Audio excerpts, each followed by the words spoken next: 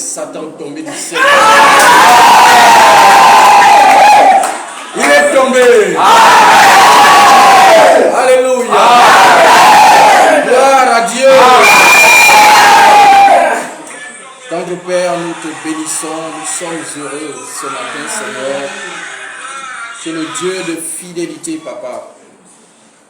Et tu nous conduis ce matin dans ces moments glorieux de louange.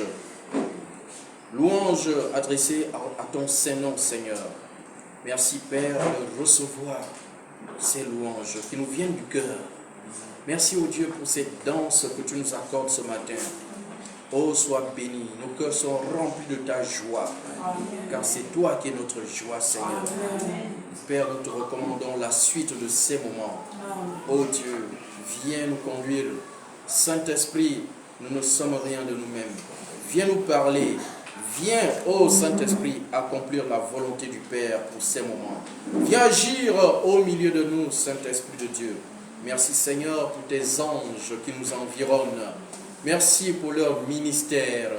Merci Père, sois glorifié, sois élevé au nom de Jésus. Amen. Amen. Asseyons-nous dans sa présence.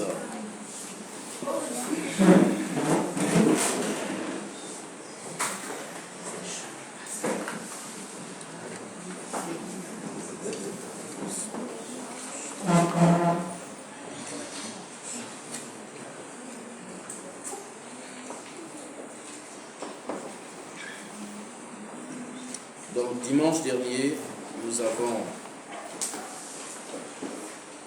vu comment mettre en œuvre les anges de Dieu.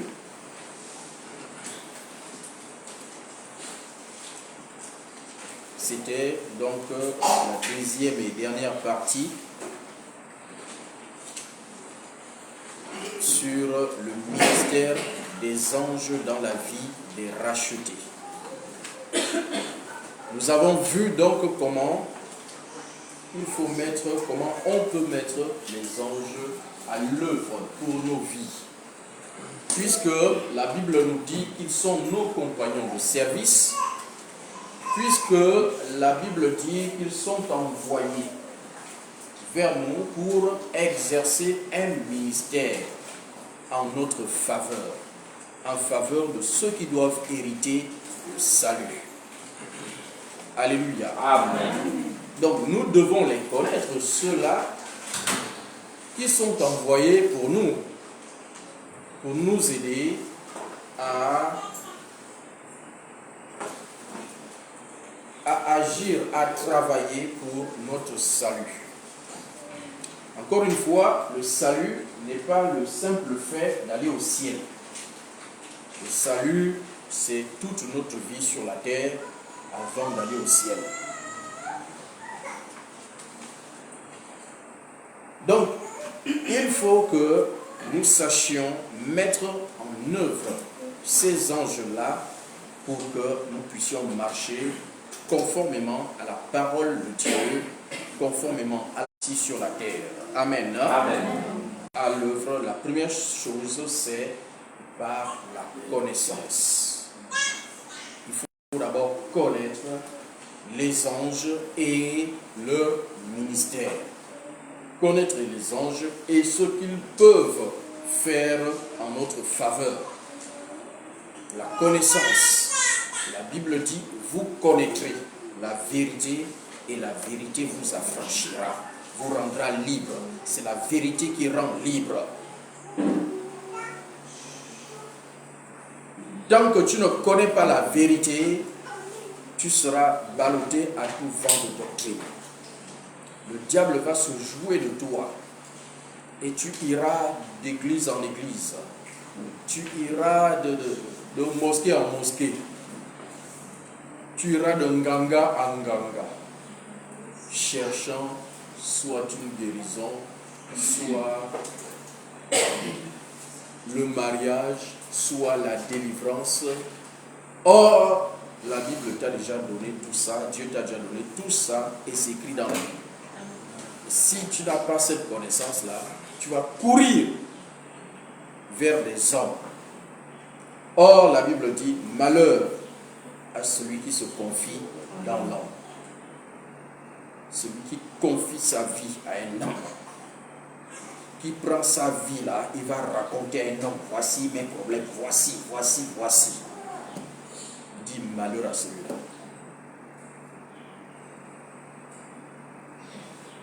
Donc la connaissance est la première chose pour que les anges se mettent à l'œuvre dans nos vies. La deuxième chose, c'est la connaissance, plutôt la confiance. La confiance ou la foi en Dieu qui nous a donné ses anges et qui a écrit des choses dans sa parole. Quand il nous a dit que c'est par ces morsures que nous sommes guéris, nous devons faire confiance en ce Dieu-là. Alléluia. Amen. Et nous avons vu comment Abraham a pris son serviteur, a dit, va me chercher une femme à mon fils.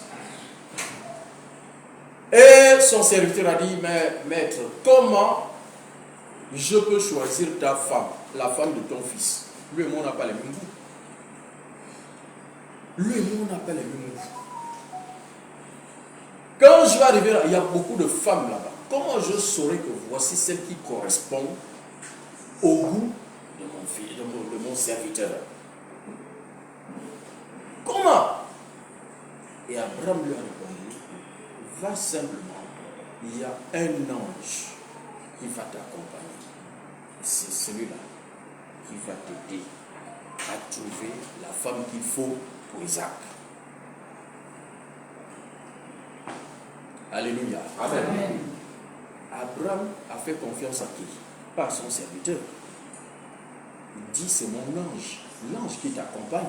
Donc il a confiance au Dieu qui lui a donné l'ange.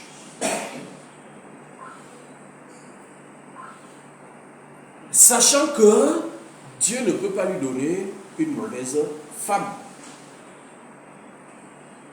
C'est ça.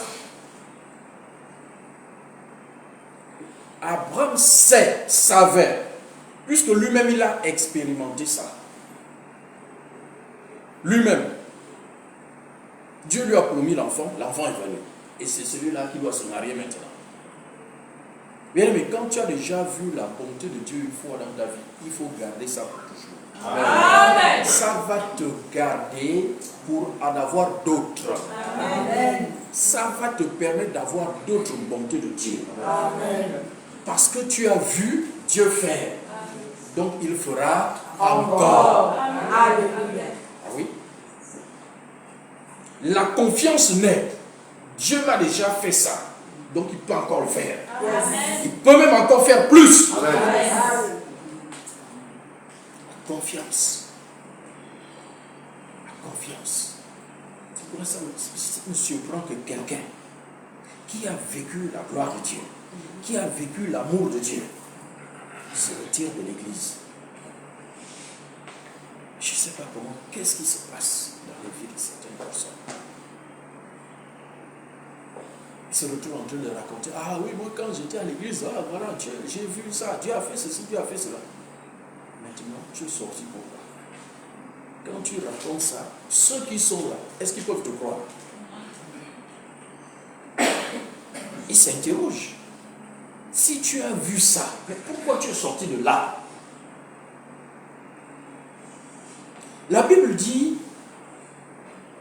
lorsqu'un homme trouve un trésor, il a trouvé le royaume des cieux comme un trésor qu'un homme a trouvé dans un champ. Alléluia. Amen. Il a trouvé un trésor.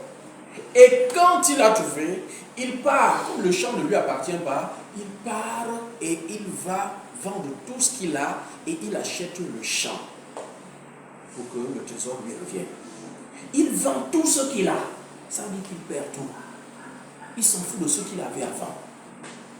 Parce qu'il a trouvé quelque chose qui est plus grand que tout ce qu'il avait.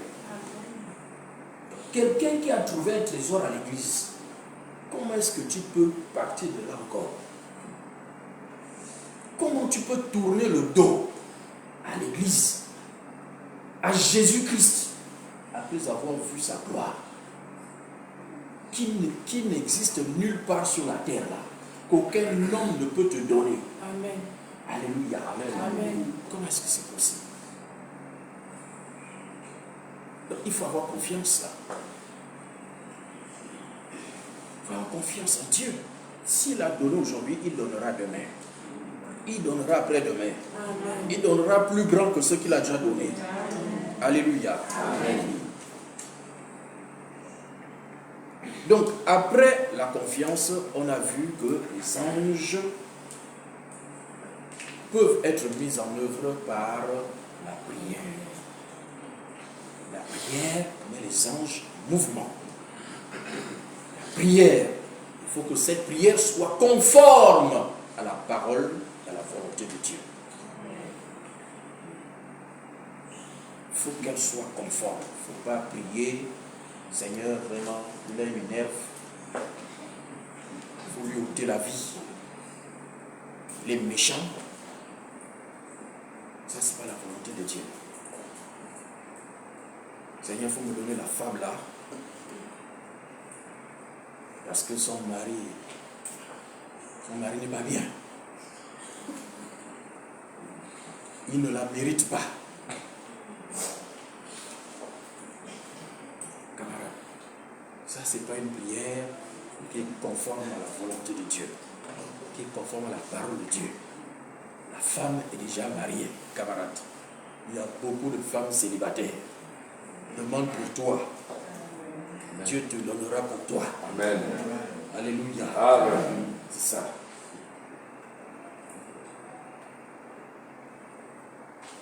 La prière efficace pour mettre les anges en mouvement. Nous avons vu le nom de Jésus. Le nom de Jésus pour mettre les anges de Dieu à l'œuvre.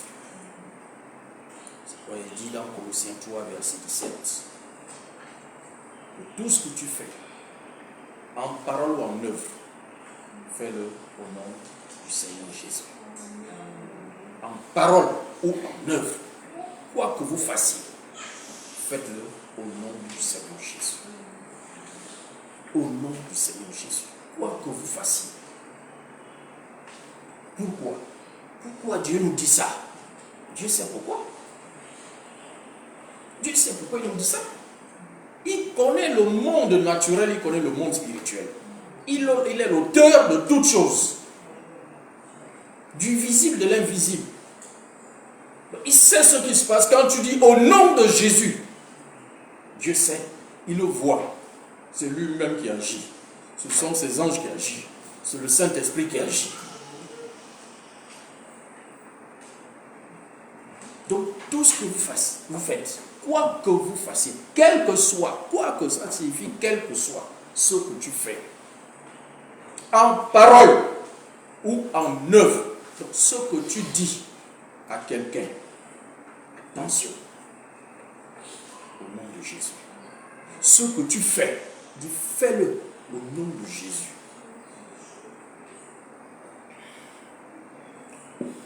Alléluia. Amen. Et là, les anges se mettent à l'œuvre. Lorsque tu prononces ce nom qui a été donné au-dessus de tous les noms, afin qu'en son nom, tous genoux fléchissent. Où?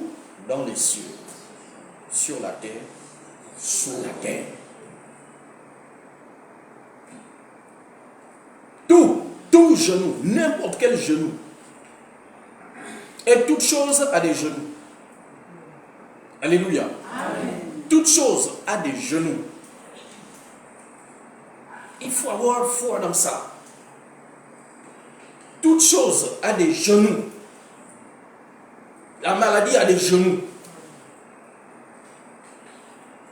Les malédictions ont des genoux. Toute chose. La stérilité a des genoux. Le chômage a des genoux. Il dit au nom de Jésus, tout genou fléchit.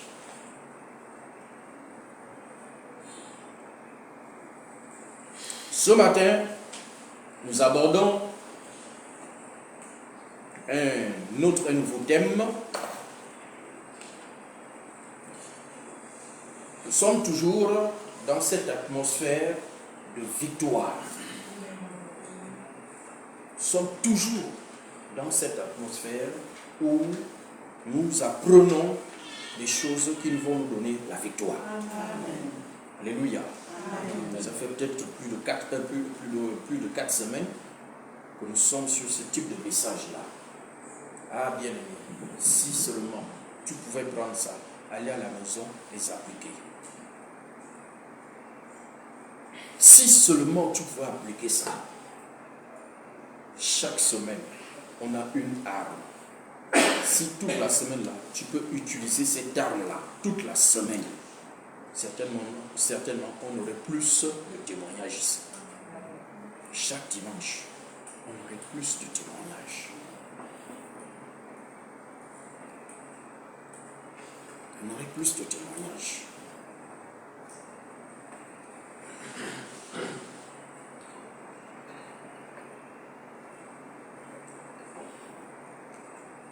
Les messages sont dans Facebook.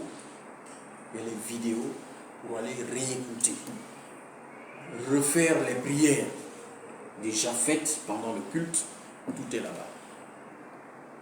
Papa Loïc nous fait souvent le résumé dans le groupe MIR. Si quelqu'un pouvait prendre ça de la semaine-là, le message qu'on a reçu ce dimanche-là, je vais le mettre en pratique. C'est toute la semaine-là. Je vais prier. Je vais prier selon ce que nous avons reçu. On aurait des témoignages chaque dimanche. Des glorieux témoignages. Alléluia. Alléluia. Il y a un frère qui nous a fait un témoignage ici, là. Il était encore aux Zambie. On avait fait des prières. Il est allé faire les mêmes prières à la maison le lendemain. Il est venu témoigner quelque chose qui s'est passé. Imitons-le. Imitons-le. Alléluia. Amen.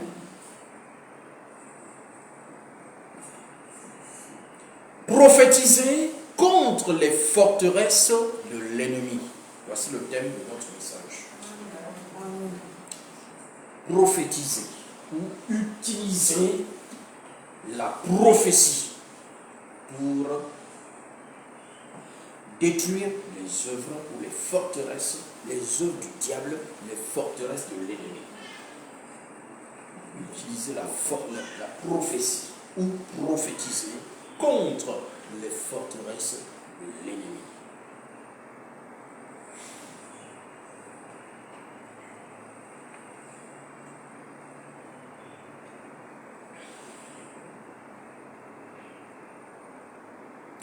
On va se lever. Levons-nous. Nous allons déclarer le verset de référence, verset principal. Dis avec moi, ainsi parle le Seigneur. Ainsi parle le Seigneur. L'Éternel. L'Éternel. Voici. J'ouvrirai vos sépulcres. Je vous ferai sortir de vos sépulcres. Ô mon peuple. Et je vous ramènerai dans le pays d'Israël. Amen. Amen. Asseyons-nous dans sa présence.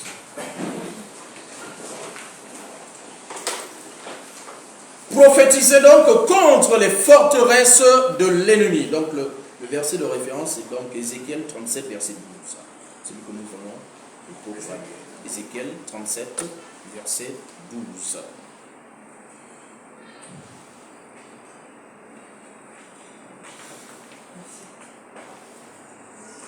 Ézéchiel 37,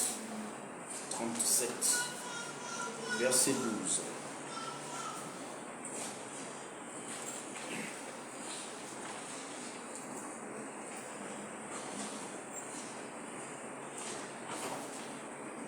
Alors, qu'est-ce que prophétiser? Qu'entendons-nous par prophétiser.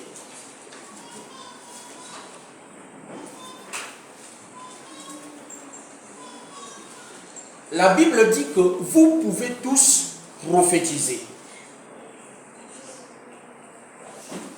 Dans 1 Corinthiens 14, la Bible dit vous pouvez tous prophétiser. Alléluia. Amen. Donc lorsqu'on parle de prophétiser, ce n'est pas seulement pour les prophètes. La prophétie n'est pas réservée à une certaine catégorie de personnes appelées les prophètes. Ce n'est même pas réservé seulement à ceux-là qui ont le don de prophétie. Donc là, je fais déjà la différence entre le prophète et le don de la prophétie. Donc, la prophétie n'est pas réservée uniquement au ministère de prophète. Elle n'est pas réservée non plus à celui-là qui a le don de la prophétie. Vous pouvez tous prophétiser. Pourquoi? Toute la Bible est une prophétie. Alléluia. Amen. La Bible est remplie de prophéties. Donc quand tu déclares un verset biblique, tu es en train de prophétiser. Alléluia. Amen. Lorsque tu prends un verset, tu le déclares, tu le proclames, tu es en train de prophétiser. C'est quoi la Bible dit? Vous pouvez tous prophétiser. Tous. Alléluia. Amen. Amen. Prophétise. Il y a tellement de prophéties dans la Bible. Tu n'as qu'à prophétiser quand même. Ouvre ta Bible et prophétise. Ouvre ta Bible et prophétise. Peu importe, dis ainsi par l'Éternel. Et tu libères la parole. Alléluia. Amen. Prophétiser donc, c'est prêter votre voix à la parole de Dieu. Prophétiser, c'est prêter ta voix à la parole, à la vérité de la parole de Dieu, puisque la parole de Dieu est la vérité. Jean 17, verset 17. Sanctifie-les par ta parole est la vérité. Donc prophétiser, c'est donner ma voix. Donner ma voix à la vérité de la parole de Dieu qui est plantée où, à un moment donné, dans ton cœur. Devant une situation, Dieu te met une parole dans le cœur. Et lorsque tu la déclares, tu es en train de prophétiser.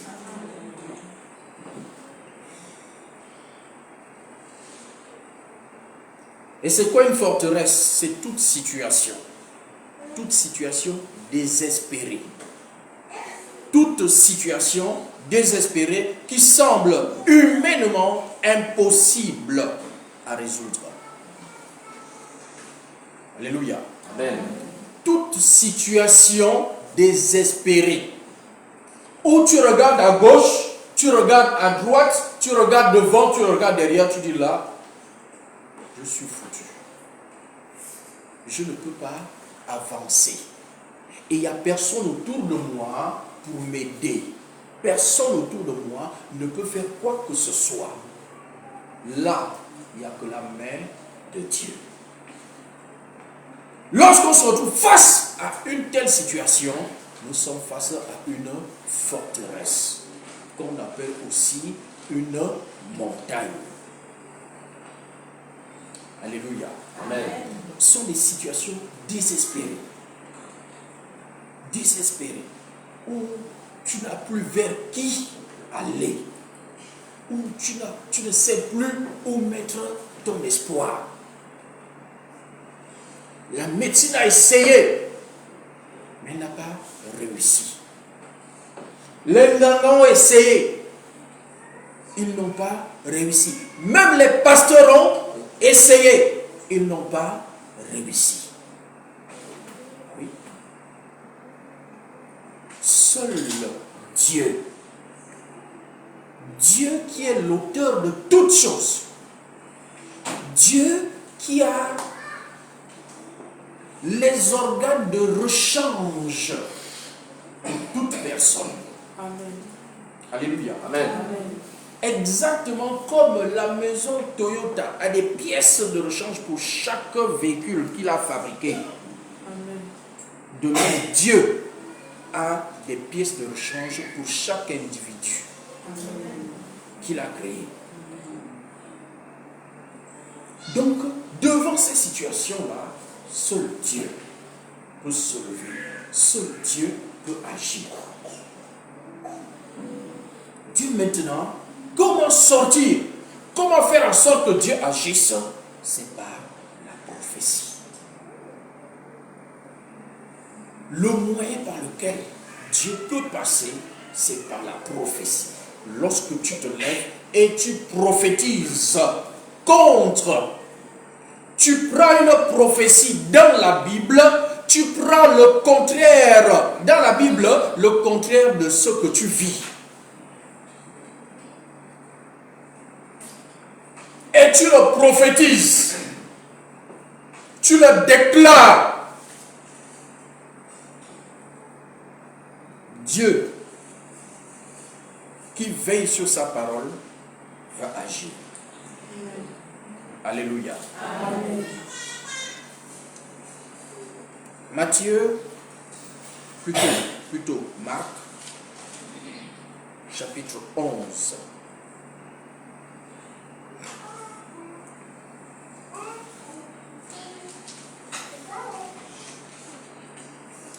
Marc 11, 23, verset 23.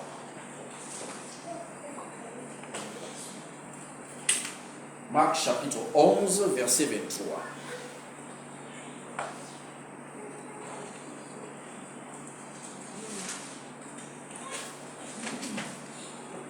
Il est écrit, je vous le dis en vérité, si quelqu'un dit à cette montagne, si quelqu'un dit à cette forteresse, si quelqu'un dit à cette situation, si quelqu'un dit ôte-toi de là et jette-toi dans la mer, et s'il ne doute point en son cœur, mais croit que ce qu'il dit arrive, il le verra s'accomplir. Amen. Amen. Bien aimé, c'est ce qu'on appelle un chèque en blanc.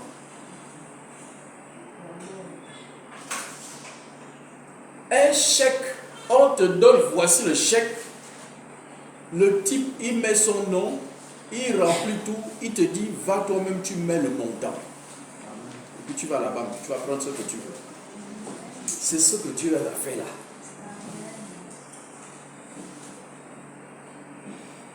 Il fait le chèque, il remplit tout, sauf la partie du montant. Dis camarade, tiens, tu mets toi-même le montant, tu vas prendre l'argent. C'est ce que Dieu a fait ici là.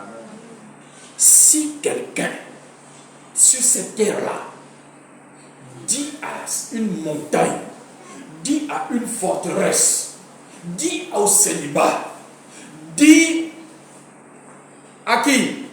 À la maladie, dit à quoi? À la pauvreté, dit à quoi?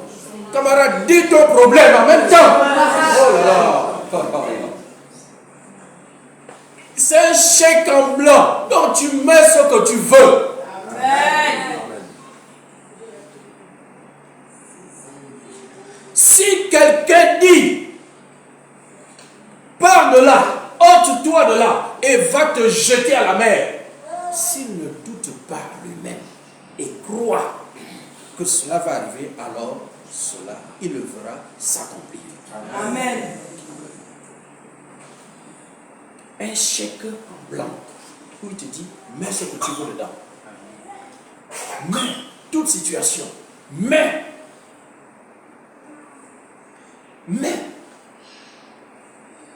Écris ce que tu veux. C'est quoi ta montagne? Écris c'est quoi ta montagne dedans. Parle à cette montagne-là. Parle à la forteresse-là. Parle. Dis-lui, va te jeter. Donc il est en train de dire quoi? Prophétise. Prophétise. On passe beaucoup de temps à prier, mais on ne prophétise pas. On passe beaucoup de temps à prier. Prier. Parfois on demande à Dieu de faire des choses que Dieu a déjà faites. Dieu a déjà fait. Dieu a déjà fait. Mais tu me dis, Seigneur, guéris-moi. Le Seigneur dit, mais mon fils là, quand il est mort à la croix, il t'a donné en même temps la guérison. Va lire là-bas dans 1 Pierre 2, 24. Mon fils a déjà, il t'a déjà donné la guérison. Il t'a dit, Seigneur, guéris-moi. Seigneur, guéris-moi. Mais comme Dieu est miséricordieux, alors il prend sa miséricorde là. Hein? On a dit, la miséricorde, ça veut dire quoi? La miséricorde, c'est la corde. Alléluia. Amen. Quand tu te retrouves dans la misère, Dieu t'envoie la corde. C'est ça. Tu es dans la misère parce que tu ne connais pas la parole. Tu ne sais pas ce que Dieu dit sur toi-même, sur ta situation. Dieu a déjà dit quelque part, quelque chose sur ça, que tu n'es plus dans cette chose-là. Tu n'y es plus. Mais comme tu es ignorant de ça là, et il te voit prier, Seigneur, fais, Seigneur, fais, Seigneur. Il dit, va, vraiment, l'enfant est dans la misère. Envoyons-lui une corde là-bas. Alléluia. Amen. Nous allons étudier un cas. Voir comment un homme a prophétisé. Donc nous allons dans Ézéchiel 37. Je vous en prie, bien aimés, ouvrez vos cœurs.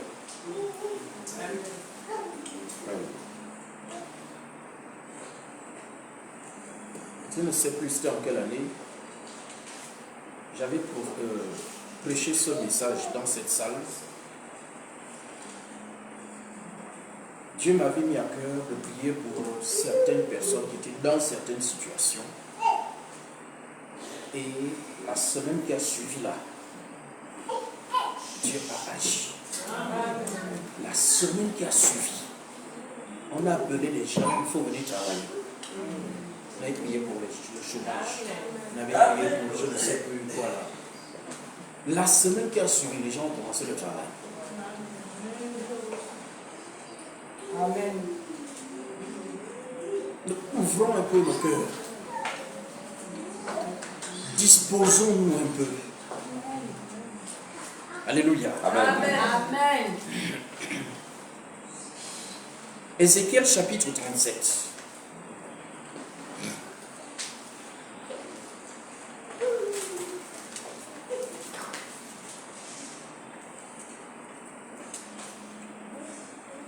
Bien, mais il faut être sensible.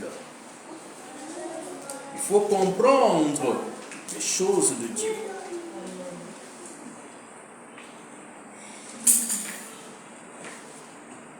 Ézéchiel chapitre 37, nous allons lire du verset 1 à 10.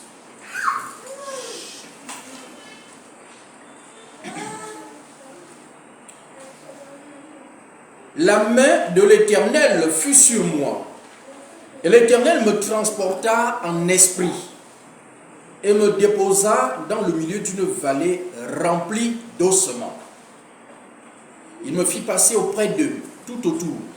Et voici, ils étaient fort nombreux à la surface de la vallée et ils étaient complètement secs. Amen. Amen. Donc c'est Ézéchiel le prophète qui est en train de parler. Il commence en disant que la main de l'Éternel est venu sur lui. Et l'Éternel, par sa main, l'a transporté en esprit, pas physiquement, mais en esprit. Donc Dieu l'a ravi en esprit et l'a transporté dans une vallée et l'a déposé au milieu d'une vallée remplie d'ossements. Une vallée remplie d'ossements, c'est-à-dire des os. Une vallée où il n'y avait que des os, des os, des os, des os. Les OS. Pas les OE, E-A-U-I. Des os humains. La Bible dit, il me fit passer auprès de ces eaux-là, tout autour. Et voici, il dit, ils étaient très nombreux. Toute une vallée remplie d'ossements. Et la Bible ajoute qu'ils étaient totalement, complètement secs. Ces eaux étaient complètement secs. La Bible ne dit pas que c'était des squelettes. Non. Ce n'est pas des squelettes. Un squelette, c'est quoi? Ce sont des os qui sont encore liés et donc qui forment le squelette. Alléluia. Mais on dit que c'était des ossements. Ça veut dire que c'était éparpillé. Donc, par exemple, ce petit os-là se retrouve la maison qui est en bas là-bas. La tête, pour le même corps, se retrouve en haut là-bas. Alléluia. Amen. Je ne sais pas, bien aimé, il faut souvent essayer de visualiser la chose pour voir le miracle, combien il est grand. Imaginez, on a mangé du poulet, ou on a mangé plusieurs poulets. Et comme il y en a qui aiment bien sucer l'os jusqu'à... Alléluia. Amen. Bon, non, là on n'écrase pas. Bien sucer les os. Ensuite, imaginez 10 poulets qui ont été mangés. On prend tous les ossements là et puis on va jeter en pagaille. On ne sait pas, l'os de la cuisse là, c'était pour quel poulet. Alléluia. Là j'ai pris 10. Mais on dit que c'était toute une vallée remplie. Donc il faut reconstituer les squelettes. Comment faire? Comment savoir que ça c'est la tête de tel, son os se retrouve là-bas, la phalange gauche se trouve là-bas, le truc, etc. Vous connaissez les noms des os là. Genre qu'on fait biologie là. Alléluia. Amen. Donc il faut reconstituer tout ça. Mais la Bible dit, ils étaient secs, donc on ne pouvait pas identifier. Secs aussi, ça veut dire qu'il n'y a plus de vie, il n'y a rien. Plus de vie. Un poulet, tu as sucé l'os là. Est-ce qu'un jour, tu peux avoir dans ta tête qui va renaître? Qui va encore vivre? Jamais. Jamais. Ça ne peut pas revivre. La Bible dit, c'est dans cette vallée-là, il n'y avait que des choses comme ça. Donc plus de vie dans ces ossements, plus de vie. Verset 3. Il me dit, fils de l'homme, ces os pourront-ils revivre? Je répondis, Seigneur éternel, tu le sais. Verset 4. Il me dit, prophétise sur ces eaux et dis-leur, ossements desséchés, écoutez la parole de l'Éternel. Alléluia. Amen. Prophétise. Prophétise sur quoi? Prophétise sur les ossements. Il n'y a plus de vie. Il n'y a plus aucun espoir. qu'une vie peut encore sortir de là. Aucun espoir. C'est le désespoir total. Alléluia. Bien-aimé, toi, c'est quoi ta situation? Le désespoir là, c'est dans quel domaine de ta vie? Même si ce n'est pas total, mais tu es désespéré, tu es découragé. Dieu dit, il dépose un homme dans une vallée remplie d'ossements, des ossements qui sont totalement secs, où il n'y a plus aucun espoir que quelque chose peut sortir de là vivant.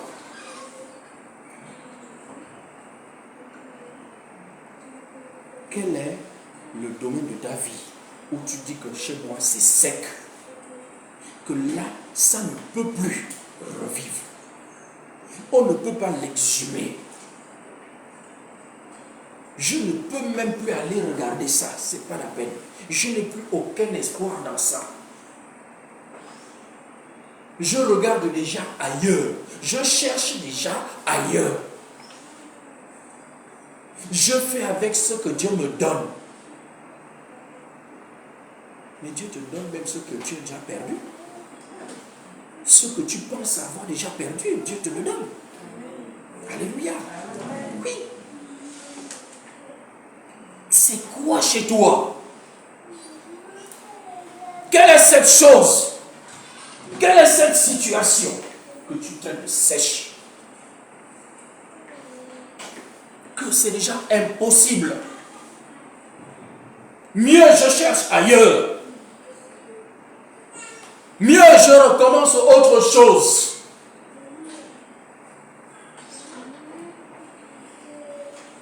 C'est là où nous sommes ce matin. Les ossements desséchés. Nous sommes une vallée là où nous sommes ce matin. Alléluia. Amen. Nous sommes cette vallée d'ossements desséchés. Maintenant que chacun sache où, qu'est-ce qui est sec chez lui. Qu'est-ce qui est sec chez lui? Qu'est-ce qui est noce? On a dépouillé de tout, de toute chair, de la peau, de tout ce qui fait vivre la chose. On a tout enlevé jusqu'à ce moment. C'est quoi pour toi ce matin? La Bible dit, il me dit prophétise. Prophétise sur quoi? Sur les ossements là. Ce que tu traites de sec là. Ce pourquoi tu n'as plus aucun espoir là. Il dit prophétise. Tu n'as plus aucun espoir. Pour Dieu, il y a toujours de l'espoir. Il y en a toujours. En tant qu'enfant de Dieu, il dit prophétise. Donc s'il n'y a plus d'espoir là, Dieu dit la méthode pour le faire revivre ça là, il faut prophétiser. Il faut prophétiser. Il dit prophétise sur ces eaux et dis-leur, ossements desséchés, écoutez la parole de l'Éternel. Écoutez quoi? La parole de l'Éternel. Donc quand je prophétise la parole de l'Éternel. Je proclame la parole de l'Éternel.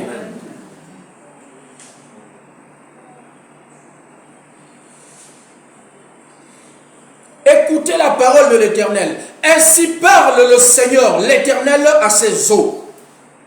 Dieu ne dit pas, prie-moi. Ne dit pas, parle à moi. Mais il parle à quoi? Aux eaux. Donc à la situation. La situation qui est déjà sèche, à laquelle tu ne crois plus, il faut lui parler. Amen. Parle. Il parle quoi? La parole de Dieu, pas des paroles. Cherche dans la Bible. Dans la Bible, là où Dieu parle de ça, de ta situation. Amen. Ce que Dieu dit de son contraire. Alléluia. Amen. Donc là où, si c'est la maladie là, tu vas chercher là où Dieu parle de la guérison. C'est ça, bien-aimé. dit Dieu, sur la guérison. C'est ça que je vais aller prophétiser. J'ouvre ma Bible, je prophétise en parlant à ma maladie, à la maladie qui est sur moi. Qu'est-ce que Dieu dit sur mon corps là? Parce que la maladie est venue sur mon corps. Dieu dit quoi? Est-ce que la maladie doit venir dans mon corps? Je vais chercher dans la Bible. C'est pourquoi il faut méditer la parole. Si tu ne lis pas, tu ne sauras jamais.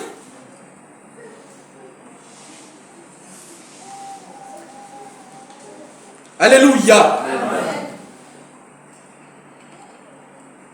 Ainsi parle le Seigneur, l'Éternel à ses eaux. Voici, je vais faire entrer en vous un esprit et vous vivrez. Amen. Hein? Amen. Dit, je vais faire entrer en vous un esprit et vous allez vivre. C'est l'esprit qui fait vivre. La Bible dit, lorsque Dieu a fait l'homme, avec la poussière de laquelle il a formé l'homme, il a soufflé dans ses narines un souffle de vie. Il devient un être vivant. Sans le souffle, il n'est pas vivant. C'est une masse de poussière. Alléluia. Amen. Donc Dieu dit, il va faire entrer quoi? L'esprit. Et ça va vivre. Parce que l'esprit va venir.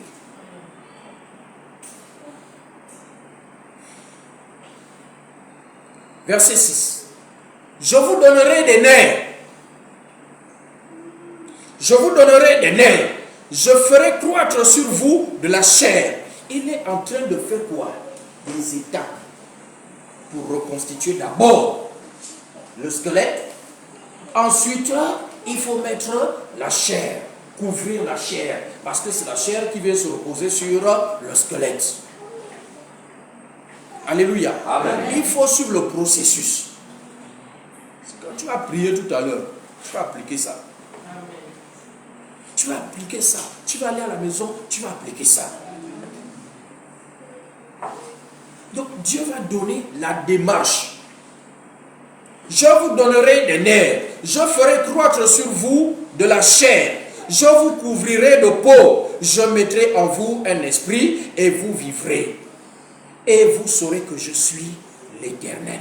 Amen. Vous saurez que je suis l'Éternel. Bien-aimé, quand tu prophétises et Dieu te donne la santé, c'est pour te dire qu'il veut te montrer que c'est lui qui est Dieu. Amen. Quand Dieu te sort d'une situation, c'est pour que tu reconnaisses que c'est lui qui est Dieu. Amen. Amen. Ce n'est pas pour aller te vanter après. Amen. C'est pour que tu reconnaisses, c'est lui. C'est lui Dieu. J'étais malade. Je suis allé là-bas. Je suis allé là-bas. Je suis allé là-bas. Mais je n'ai pas obtenu. Mais quand j'ai crié à Dieu, c'est là où j'ai reçu la guérison. C'est ça. C'est là où j'ai reçu la guérison. Je suis allé dans plusieurs endroits. Mais dès que j'ai crié à Dieu là, c'est vrai, c'était pas automatique. Mais c'est lui qui a agi. Je suis debout là, grâce à Dieu. Amen. Alléluia. Amen. C'est pour que tu reconnaisses que c'est lui qui est Dieu. Dis, vous saurez que je suis l'Éternel. Verset 7. Je prophétisais selon l'ordre que j'avais reçu. Je prophétisais. Donc il a prophétisé selon l'ordre qu'il avait reçu. Alléluia. Amen. Et comme je prophétisais, regardez bien, comme je prophétisais, il y eut un bruit. Et voici, il se fit un mouvement. Et les eaux s'approchèrent les uns des autres. Ah, voilà, les eaux sont en train de bouger. Allez, l'os là, il va chercher le tibia. Son tibia se trouve où? Il part. Regarde les eaux qui s'envolent dans la vallée pour aller se retrouver. Tous les os d'un même corps. Ils se retrouvent, pouf, le squelette. Les autres, pouf, forment le squelette. Excepté Alléluia. Bien-aimés, imaginez ça. Et regardez comme c'est glorieux. Regardez comme c'est puissant. Regardez comment le Dieu que nous prions est puissant. Bien-aimés, ce ne sont pas des contes. C'est la vérité. Ce sont des choses que les gens ont vécues pour nous servir de témoignage. Dieu a fait vivre ça aux gens. Pour te donner la foi. Pour que tu crois que Dieu est puissant. Amen. Dieu est puissant, bien-aimé.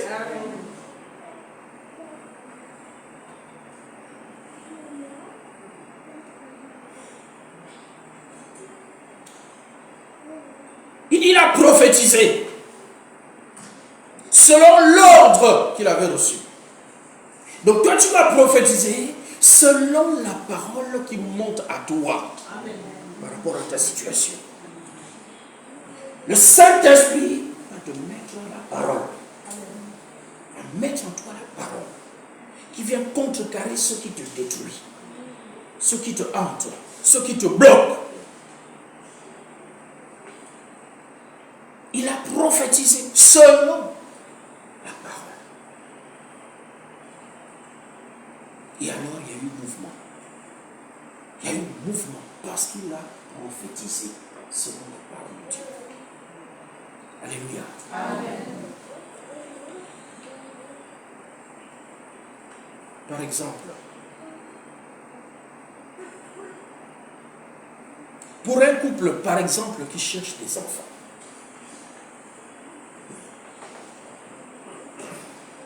il y a stérilité chez l'un ou l'autre. Alléluia. Amen. Je dis couple parce que c'est un couple marié qui doit avoir les enfants, qui doit faire les enfants. Amen. Amen. Pas copain et copine.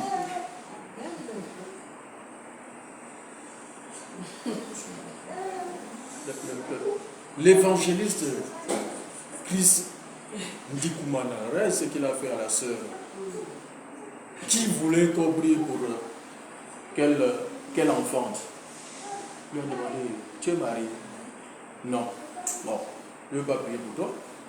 Cherche d'abord à te marier. Amen. Cherche d'abord à te marier. Alléluia. Amen. C'est ça. Il faut être dans. C'est vrai, on a dit quoi? Il faut prophétiser selon la parole de Dieu.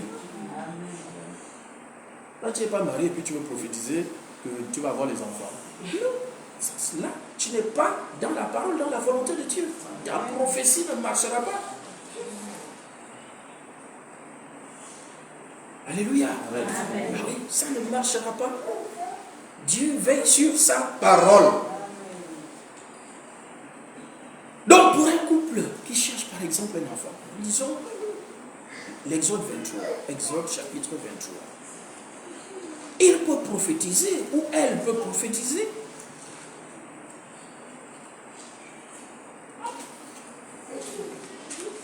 Exode 23, verset 26.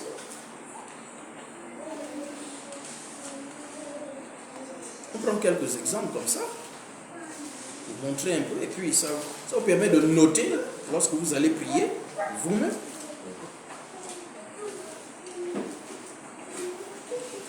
Il est écrit dans Exode chapitre 23, verset 26. Il n'y aura dans ton pays ni femme qui avorte, ni femme stérile. Je remplirai le nombre de tes jours. Amen. Alléluia. Amen. Il n'y aura dans ton pays ni femme qui avorte, ni femme stérile. Et ça, c'est un verset à prophétiser. Alléluia. Amen. Je prophétise. Dans ma famille, il n'y a pas de femme qui avorte, il n'y a pas de femme stérile. Amen. Amen. Femmes qui avortent ici, là, ce sont, Dieu veut parler ici, des femmes qui font des fausses couches. Pas qui décident, pas celles qui se lèvent pour aller avorter. Ça, c'est sa décision. Dieu n'empêche personne de prendre sa décision. Dieu n'empêche personne. Tu vas aller avorter, va avorter. Et tu rendras compte après. Alléluia. Amen. Donc les femmes qui font des fausses couches, donc sans le vouloir, c'est l'œuvre du diable. Et Dieu dit maintenant, je prophétise sur toi. Il y aura dans ton pays, il y aura dans ta maison, il y aura dans ta famille, il n'y aura ni femme qui avorte, ni femme stérile. Amen. Ça, c'est une prophétie. C'est un verset à prophétiser. Alléluia. Amen. C'est ça. Ainsi dit l'Éternel. C'est l'Éternel qui parle. Donc, ainsi parle l'Éternel. Et tu libères ta prophétie tranquillement. Vous pouvez tous prophétiser. Donc, je prophétise. Alléluia. Amen. 1 Samuel chapitre 2 verset 5.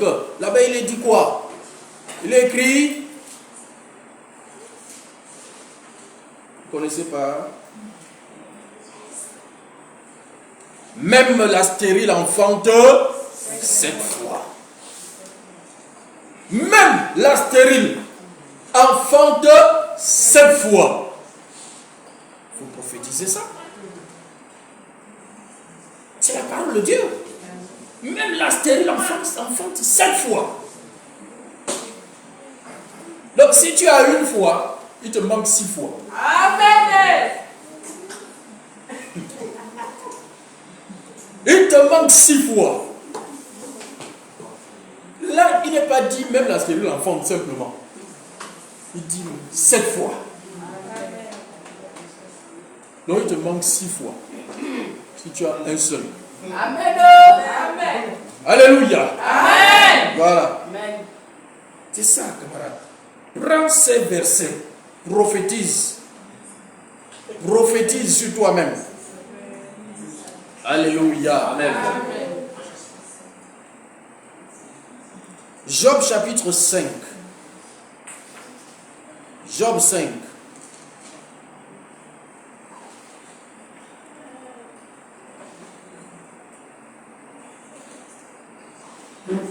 Verset 25.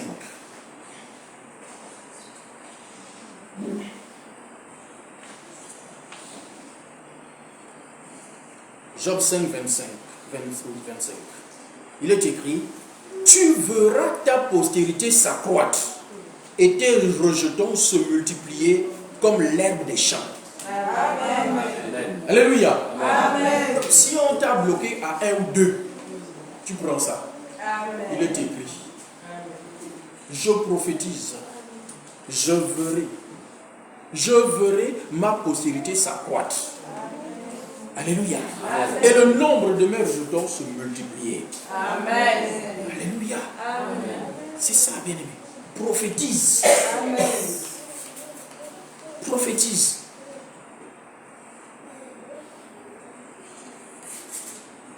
Dieu a dit dans Genèse, dès qu'il a créé l'homme, il a dit multiplier. Remplissez la terre. Multiplier, remplissez la terre. Donc ça veut dire quoi? Si tu as 2 et que tu en veux encore, mais ça ne vient plus, ça ne vient pas de Dieu. C'est que ça ne vient pas de Dieu. Dieu a dit multiplier. Tant que tu veux, je peux faire. Sauf si Dieu lui-même te dit maintenant, moi-même, j'ai mis ce temps. Mais tant que tu veux, tu peux demander à Dieu. Tu peux prophétiser. Voici la parole. Il a dit, il va multiplier. Seigneur, tu as dit, tu vas multiplier. Alléluia. Amen. Le Gabon est sous-peuplé. Amen. Il faut peupler le pays. Amen. Alléluia. Amen. C'est une puissance. La population. C'est une puissance. Deutéronome chapitre 28. Deutéronome 28. Et le verset 11. Il est écrit là-bas, l'Éternel te comblera de bien en multipliant le fruit de tes entrailles. Amen. Il te comblera de bien en multipliant. Donc la multiplication des enfants, c'est bien. Il te comblera de bien en multipliant le fruit de tes entrailles. Bon, aujourd'hui, la modernité va nous dire que ah non, ça c'est les choses d'avant, parce qu'on se nourrissait de chasse, de cueillette, d'agriculture. Mais il faut nourrir tous ces enfants-là. Aujourd'hui, c'est difficile. Camarades, c'est Dieu qui nourrit les enfants. Amen. Amen. Il faut arrêter ça. Il faut arrêter vos histoires de modernité, modernisme. Ça, c'est Dieu qui donne les enfants et qui prend soin des enfants. Amen. C'est la vérité. Tu es enfant de Dieu, tu vis par la foi. Tu ne vis pas avec tes poches. Si tu vis par tes poches, c'est que tu n'es pas juste, car le juste vivra par la foi. Amen. Alléluia. Amen.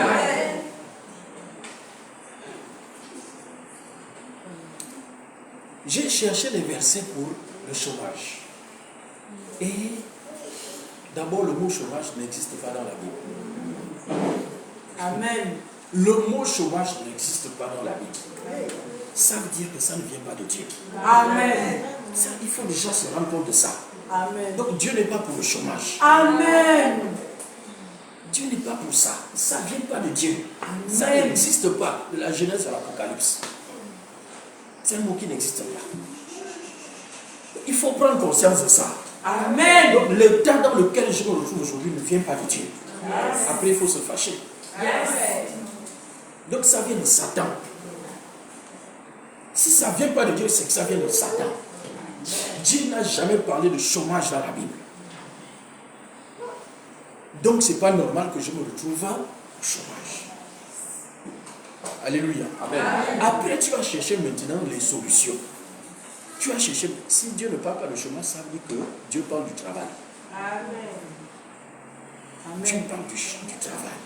Dieu veut que je travaille. Amen. Écoutez, même dans Genèse, il a dit tu mangeras la sueur de ton front. Yes. C'est une malédiction. Hein.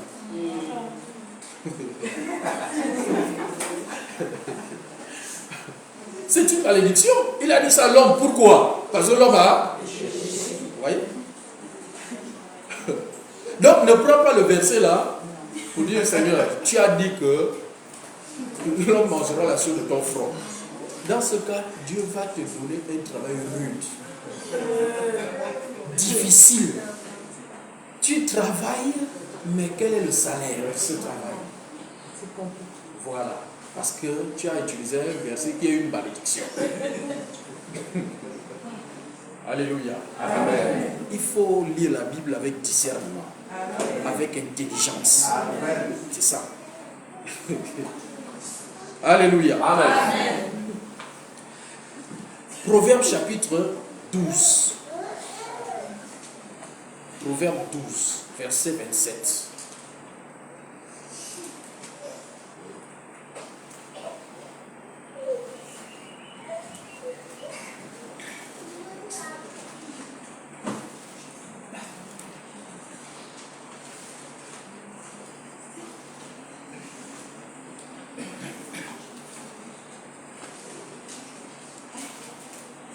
Proverbe chapitre 12, verset 27, il est écrit: le paresseux ne rôtit pas son gibier.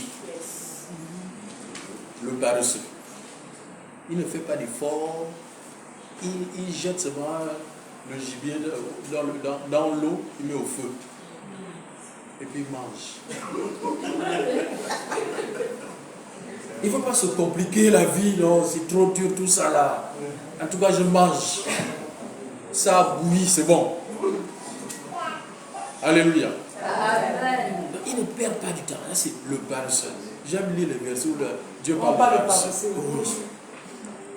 C'est des choses, aller dans les proverbes là-bas, vraiment, ça va te donner envie de sortir de la paresse.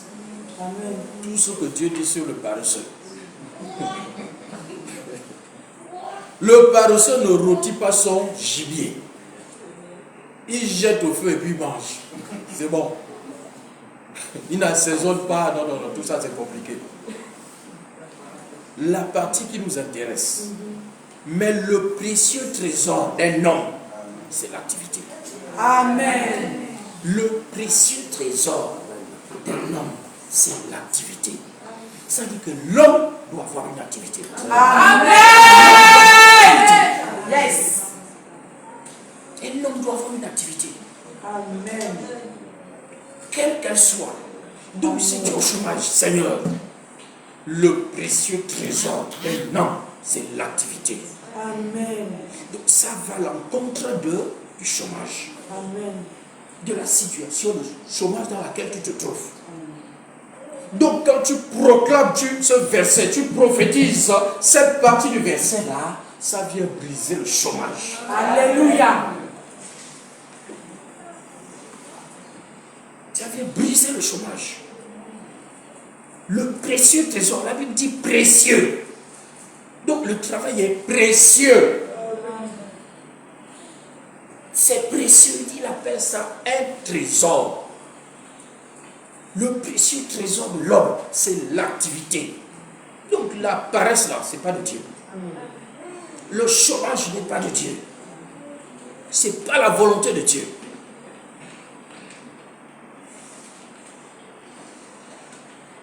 Alléluia. Amen. Je te demande, Seigneur, est-ce que c'est tout comme verset? Quand je vais prophétiser là, il n'y a que ça. Et le Seigneur m'amène à Ésaïe 53. Ésaïe chapitre 53. Je dis, ah Seigneur, je connais Ésaïe 53. Je ne vois pas le travail là-bas. On dit, il s'est fait, Jésus l'a porté, nos souffrances, il s'est chargé de nos douleurs. Je ne vois pas le travail là-bas, Seigneur.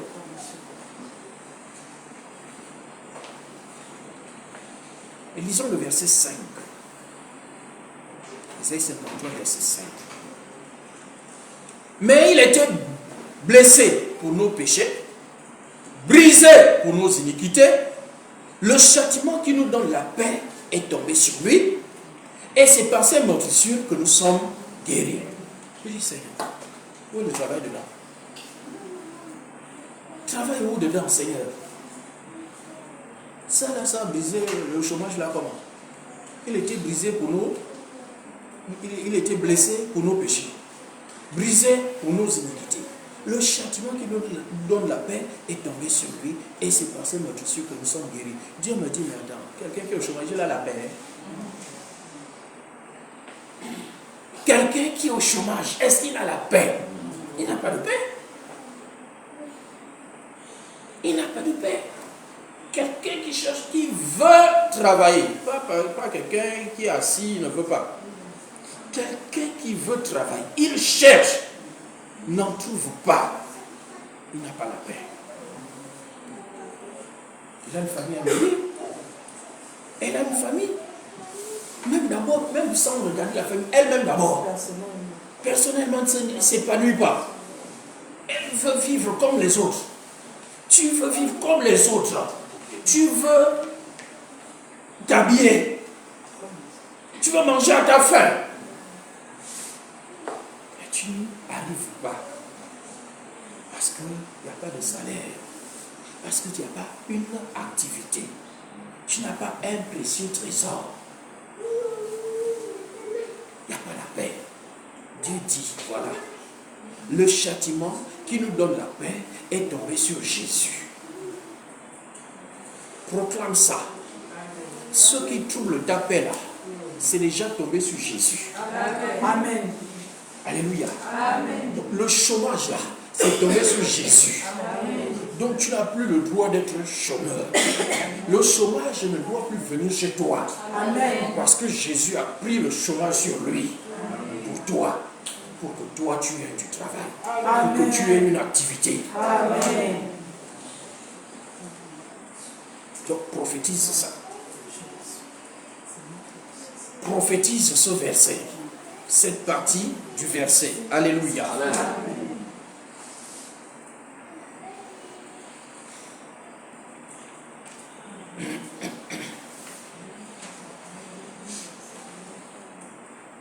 Si c'est un problème de délivrance, 2 Timothée, chapitre 4.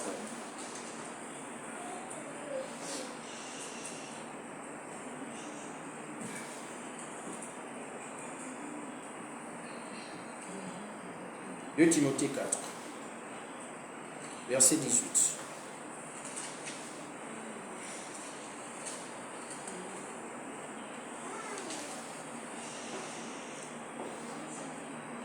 Timothée 4, verset 18, il est écrit: le Seigneur me délivrera de toute œuvre mauvaise. Amen. Et il me sauvera pour me faire entrer dans son royaume céleste. À lui soit la gloire au siècle des siècles. Amen. Amen. Il dit: le Seigneur me délivrera de toute œuvre mauvaise. Toute œuvre mauvaise. Qu'elle vienne du diable ou qu'elle vienne de moi-même. Que ce soit un esprit qui me trouble ou bien c'est un péché qui me trouble. Tout ça c'est mauvais. Tout ça sont des œuvres mauvaises. Si je suis dans la sorcellerie, Dieu va me délivrer de ça. Amen. Il est écrit: il me délivrera de toute œuvre mauvaise. Amen. Bien aimé, mais ça c'est une promesse qui est là. Ce n'est pas un fait accompli. Il faut chercher les faits accomplis déjà. Ça c'est une promesse. Il dit: me délivrera. C'est au futur. Est-ce que toi tu veux vivre dans le futur? Tu vas vivre dans l'espoir, Dieu va me délivrer un jour? Non. C'est ça aussi la foi. Dieu me délivre maintenant. C'est ça, bien aimé. On remet souvent trop à plus tard. Dieu va faire, Dieu va faire, Dieu au contrôle. Ça va, Dieu au contrôle. C'est pas là. J'ai demandé si tu vas bien. Tu me dis Dieu au contrôle. C'est pas la réponse à ma question. Et tu dis ça, ça fait des mois, 1 an, 2 ans, 3 ans, Dieu au contrôle. Tu es sûr que Dieu est au contrôle là? Ou bien c'est toi-même qui es au contrôle? Ou le diable qui est au contrôle?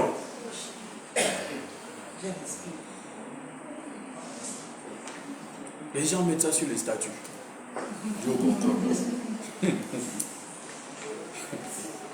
Dieu au contrôle. Ésaïe chapitre 45. Donc 2 Timothée là, c'était juste pour vous montrer que Dieu a déjà dit qu'il va délivrer. Maintenant, on va voir que Dieu délivre. Un fait déjà accompli.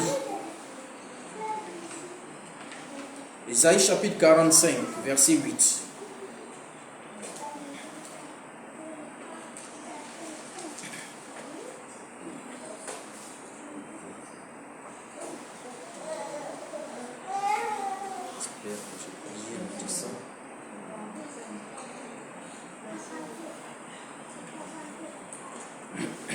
Il est écrit: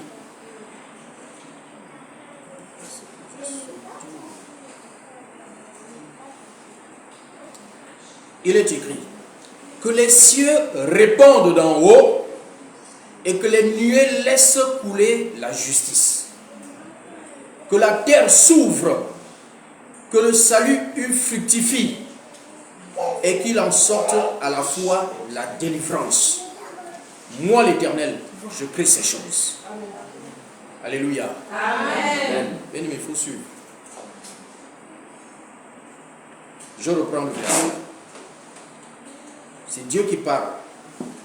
Que les cieux répandent d'en haut et que les nuées laissent couler la justice. Que la terre s'ouvre, que le salut y fructifie et qu'il en sorte à la fois la délivrance. Moi l'Éternel, je crée toutes ces choses. Amen. C'est Dieu qui dit. Il dit c'est lui qui crée toutes ces choses. Il dit que la terre s'ouvre, que le salut y fructifie et qu'il en sorte quoi? À la fois la délivrance.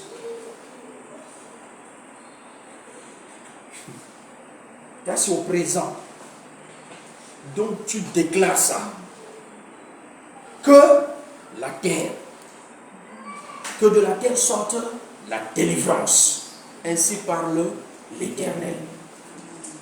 Que de la terre sorte ma délivrance. Quand on dit aux gens il faut parler, même à la terre il faut parler. Qu'est-ce qui est dit là? C'est de la terre que sort la délivrance. Quand tu vas commencer à faire ça, Dieu nous amène déjà dans le mysticisme. Il parle à la terre. Ça là, ça c'est pas de Dieu. Dieu n'a jamais dit ça. On prie Dieu. Mais Dieu dit parle à tout. On a dit tout a des oreilles. Donc même la terre. Tout. Tout a les genoux, tout a les oreilles, tout. Au nom de Jésus, tout genou. Donc la terre a les genoux, ça fléchit les choses. La terre a les oreilles. Parle à la terre. Dis à la terre que de toi sorte ma délivrance. Amen. Bien aimé, on enterre les placentas, non? Oui. Pourquoi?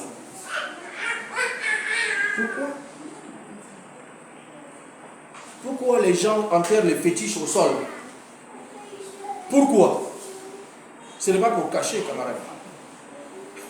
Ce n'est pas pour cacher. Il sait pourquoi il met sur le sol. D'autres vont jeter à la mer, dans les océans, les fleuves. Ils savent pourquoi. Donc, s'ils le font pour détruire les gens, donc toi tu ne peux pas parler à la terre pour sauver les gens, pour te sauver toi-même, te délivrer toi-même, délivrer les gens.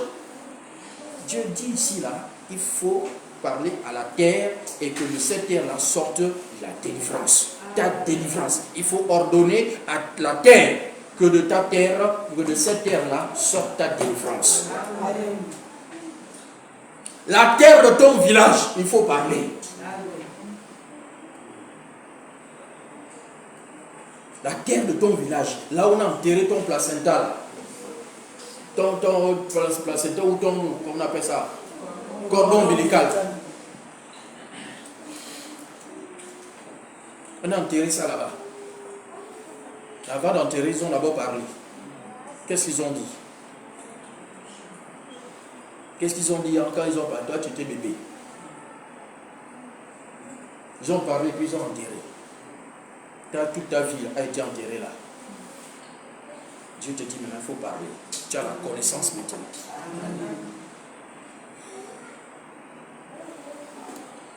Éphésiens chapitre 2.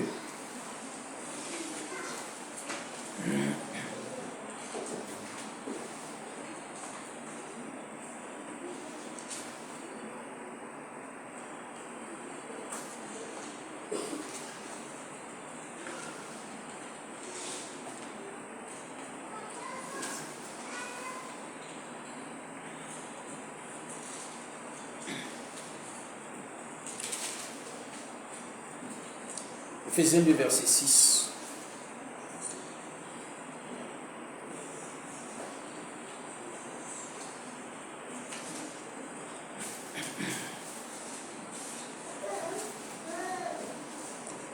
Il nous a ressuscités ensemble et il nous a fait asseoir ensemble dans les lieux célestes en Jésus-Christ.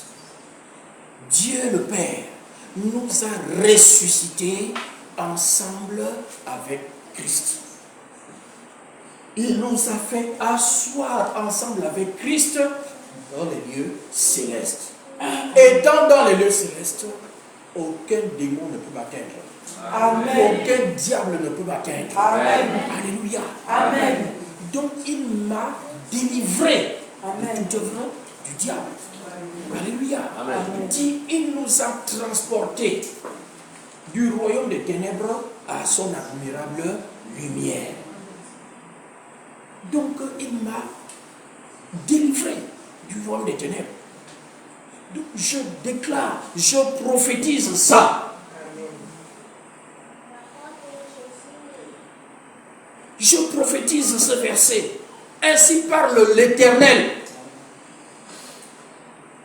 C'est quoi la situation? C'est quoi le problème? C'est quoi ta situation?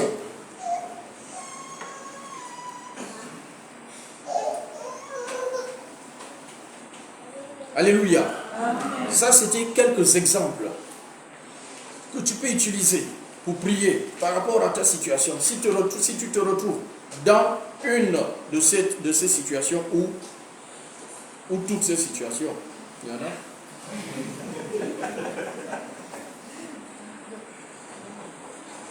Alléluia. Amen. Repartons à Ézéchiel 37.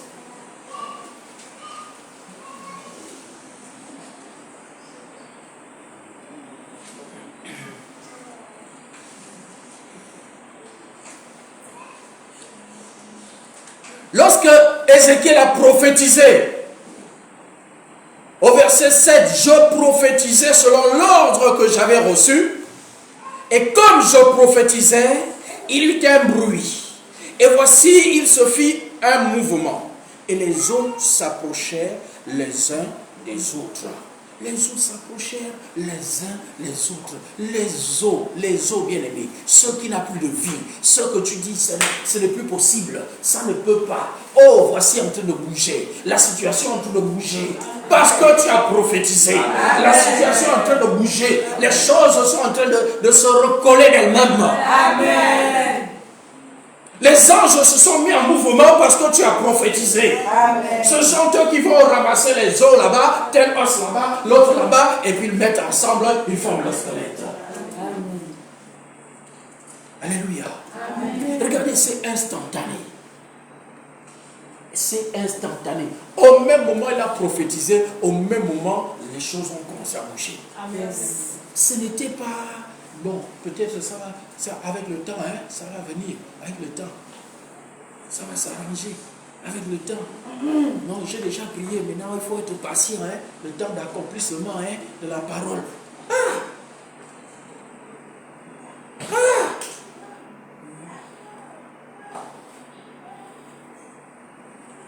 Alléluia. Amen. Maman Lydia, donne-moi le verset que tu m'as donné hier là. C'était Isaïe combien? Ézéchiel, oui, c'était Ézéchiel d'ailleurs. Ézéchiel 12. Écoutez ce que dit le Seigneur. Ézéchiel 12, le verset 25, je crois. 28. Voilà.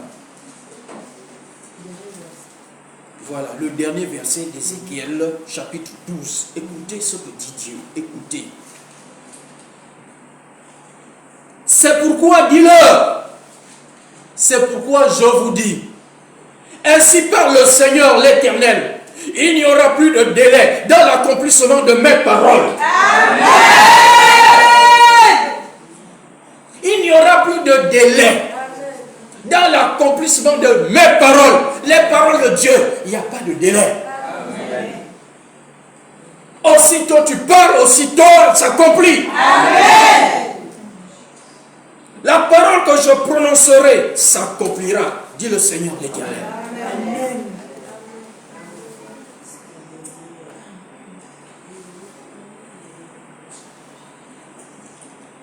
Alléluia. Amen. On repart à Ézéchiel 37.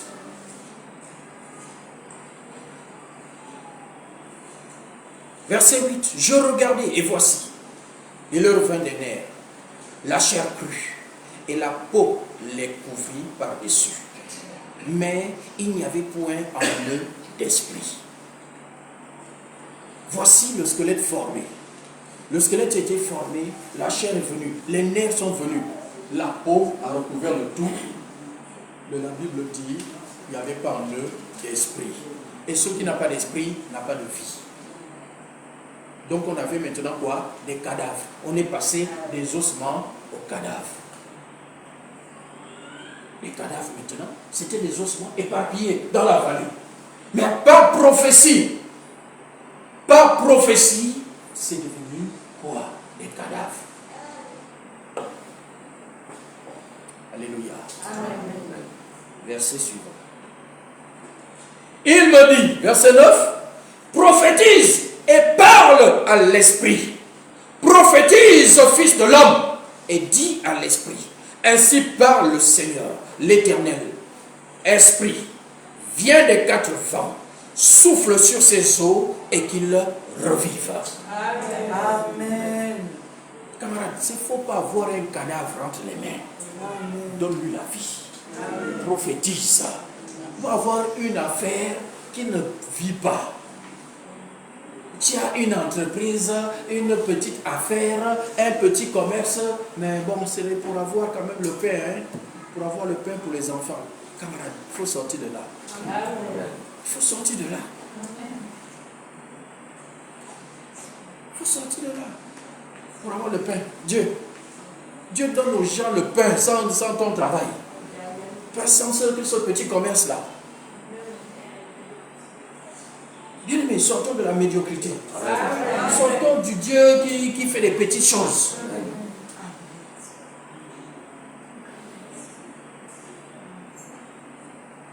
Il faut sortir de là. Regardez bien aimé. Non.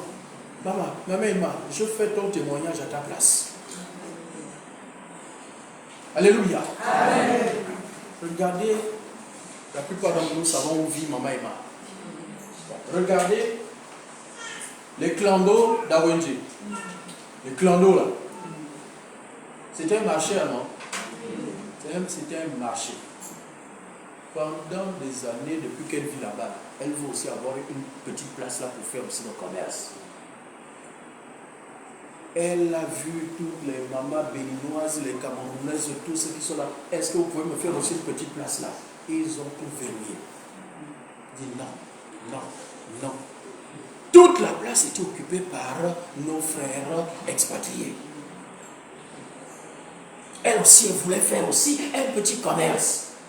Avoir sa petite place là et puis vendre aussi quelque chose pour avoir aussi son petit bout de pain. Mais ils sont tous verrouillés. Il faut bien une place libre. Je viens demander à celle qui est à côté, est-ce que je peux venir poser ma table là? Ah non, ça c'est la place de ma soeur.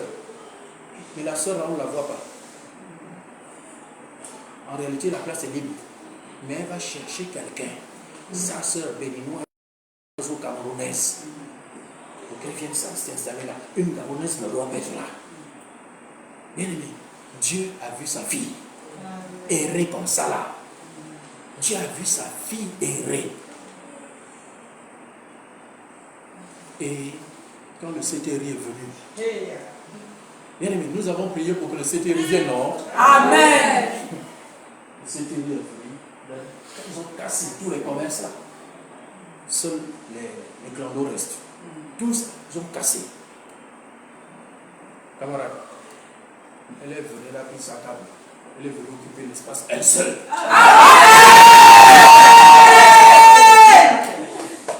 Dieu a débarrassé tous les commerçants. Dieu a chassé tous les commerçants qui étaient là. Dit, c'est ma fille. Comme vous l'avez chassée là, elle seule va rester là. Ça, c'est Dieu. Ça, c'est Dieu. Et elle ne fait pas un petit commerce pour acheter du pain. Bien aimé, tous les quartiers de la zone, tous les clients, tous les clandomanes, derrière il y a la police. Il y a la police. Tous viennent manger chez ça. Amen. Tous les clandomanes, les policiers sont derrière la copie. C'est juste derrière eux. Ils viennent là. Ils viennent frapper à sa porte. Là, on veut manger. Même quand elle n'est pas encore sortie le matin. Sors, on veut manger. C'est pas Dieu ça. Les écoles qui sont autour là, tous les étudiants là, viennent manger là. Alléluia. Amen. Nous avons un grand Dieu. Amen. Qui est dans l'excellence. Amen. Dans l'excellence. Oui. Un grand Dieu qui est dans l'excellence. Amen. Il ne faut pas demander les petits seigneurs, je veux seulement faire un petit machin, Seigneur, donne-moi. Ah. Toi, enfant de Dieu, tu fais un petit truc pendant que le fils du diable qui a cette fétiche-là, il est un grand truc.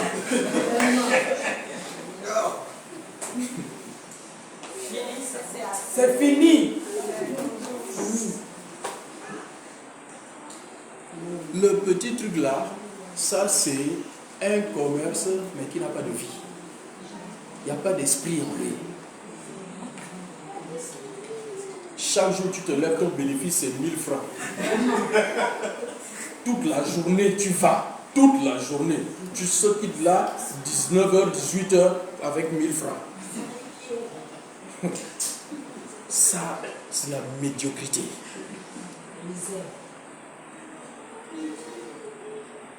Il faut sortir de là. Amen. Alléluia. Amen. Il n'y a pas d'esprit dans ton activité. Il faut souffler. Il dit prophétise maintenant. Prophétise que l'esprit vienne. Que l'esprit entre. Prophétise par l'esprit. Que l'esprit des 4 vents souffle sur cette activité.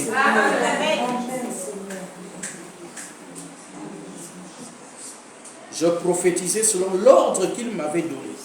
Et l'esprit entra en eux. Et ils reprirent vie.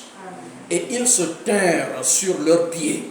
C'était une armée nombreuse. Très nombreuse. Amen. Amen. On est parti des ossements à des cadavres. Et maintenant une armée. Une armée très nombreuse. C'est ce que Dieu est capable de faire. Amen. Quels sont tes projets qui sont morts? Qu'est-ce qui n'a plus de vie en toi? Est-ce que c'est ta vie de prière? Il dit prophétise. Appelle l'esprit des 4 vents. Prophétise. Prophétise. Est-ce que ta vie spirituelle est morte? Il dit mais appelle l'esprit des 4 vents. Prophétise. Que l'esprit revienne. Amen. Que ta vie spirituelle soit vivante. Amen. Prophétise. Appelle. Appelle la vie. Appelle l'esprit.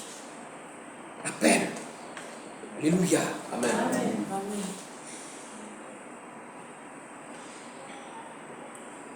On va repartir au verset 1. Nous sommes à la fin. Au verset 1, il est écrit: la main de l'Éternel fut sur moi. L'Éternel me transporta en esprit et me déposa dans le milieu d'une vallée remplie d'ossements. Question. Qu'est-ce que ça veut dire? La main de l'Éternel fut sur moi. Qu'est-ce que ça veut dire? Parce qu'il a prophétisé tout ça là lorsque la main de l'Éternel était sur lui. Donc pour prophétiser ça, il faut que la main de l'Éternel soit sur toi. Amen. Pour que ta prophétie ait de l'effet. Amen. Parce que, regardez, c'est Dieu qui lui disait, dis ceci. Pourquoi? Parce que la main de l'Éternel était sur lui. Amen. Parce qu'il était en contact avec le Seigneur. Donc il faut que tu sois, c'est Dieu qui doit te donner l'inspiration. Amen. Qui doit te donner le verset que tu dois prophétiser. Amen. Alléluia. Maintenant, comment? Ça veut dire quoi? La main de l'Éternel est sur moi ou sur toi. Ça veut dire tu es en communion avec le Seigneur. Tu es saisi par l'Esprit. Tu es en esprit avec le Seigneur. Tu es en esprit, pas charnellement. Amen. Alléluia. Amen. Pas charnellement, hein. En esprit. Amen. Donc il faut rentrer en esprit. Ça veut dire qu'il faut d'abord passer un bon temps dans l'adoration de Dieu. Amen. Il faut que tu sois disposé, ton cœur soit disposé pour recevoir de Dieu les instructions, les prophéties, les versets à prophétiser. Amen. Il faut que tu sois en esprit. C'est cela, bien aimé. C'est ça. La main de l'Éternel fut sur moi. Il me transporta. Donc il m'a enlevé. Il m'a sorti du milieu naturel, visible, vers un monde invisible. C'est ça. Et lorsque tu as un esprit, effectivement, tu ne vois plus autour de toi. Tu ne vois plus ce qui est autour de toi. Tu as un esprit, tu es en communion avec le Seigneur. Tu es concentré dans ce que tu fais. Donc il faut provoquer ces moments. Provoquer ces moments. Amen. Par l'adoration à Dieu. Amen.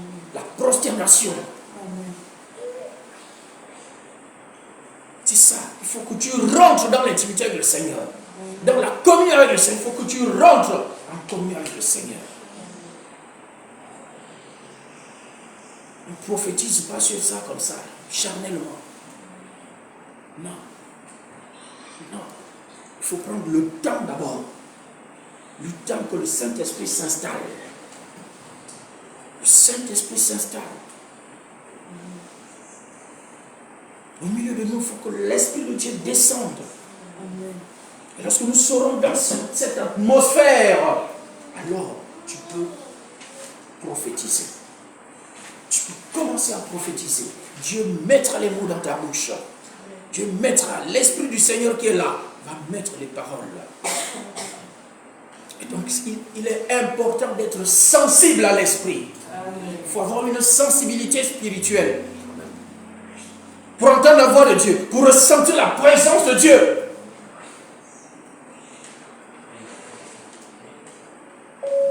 Alléluia. Amen.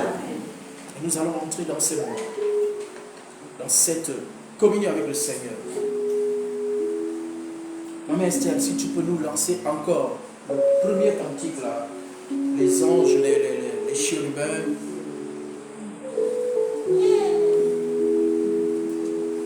Alléluia. Amen. Nous allons nous lever, nous-mêmes, nous mettre à genoux.